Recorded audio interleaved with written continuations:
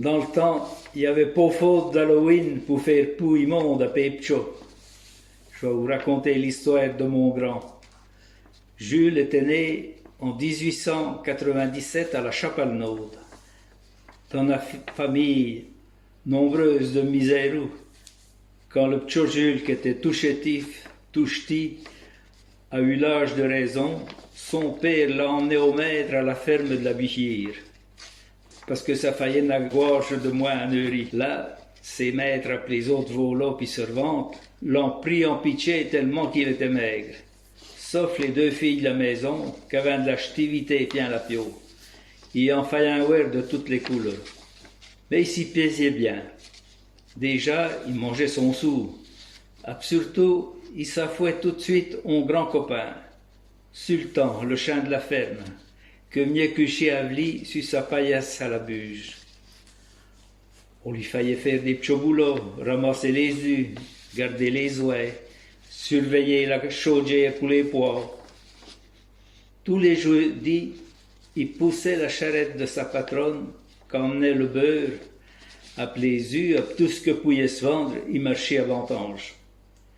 Elle lui racontait en chemin des histoires de loups-garous, de fûts-follets, de lutins, puis surtout de la mérangueule, ils font des pois puis des morts. Puis quand ils traversaient les bouts de Périgny, elle disait que là, il y avait des dames bianches qui apparaissaient l'année. Elle prenait les petits pour ne les voyait plus. Il n'était pas trop rassuré. Mais à la fin de l'année, il s'était rempiumé, puis édrusi. Il n'avait plus poudrant.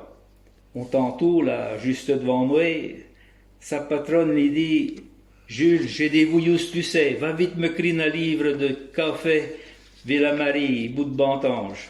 Ne traîne pas, parce qu'il va faire nez quand tu vas revenir. » Il y avait 5 bons kilomètres.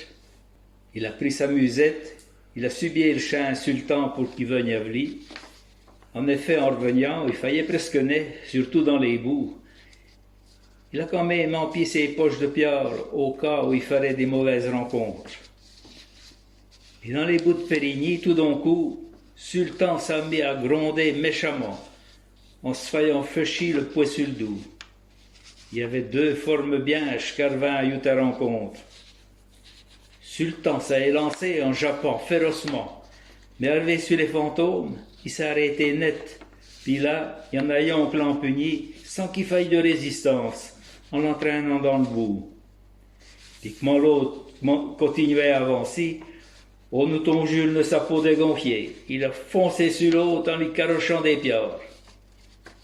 Le fantôme s'est mis à creuiller en rentrant dans le bout. Puis Jules il a couru jusqu'à la ferme. La patronne lui a dit « Voyez bien, t'as pas mis longtemps. » Elle lui a pris sa musette en lui disant de vite aller manger ses gaudes et puis d'aller se coucher. À la buge, le grand volodromait déjà, et il y avait plus son sultan. Il a bêlé longtemps sans pouvoir s'endormir. Mais tout d'un coup, Sultan venait les licher le nez. Il était tellement heureux de l'avoir retrouvé qu'il a décidé de ne rendre ragnon de ce qu'il avait vu. Mais le lendemain matin, il a aperçu une des filles que se tenait la tête à une grosse bossifron. Mais il y a non plus, elle n'a jamais rendu. Ah, si des coups vous passez à pied, la neige dans les bouts de Périgny, mettez des pierres dans vos poches, on ne sait jamais.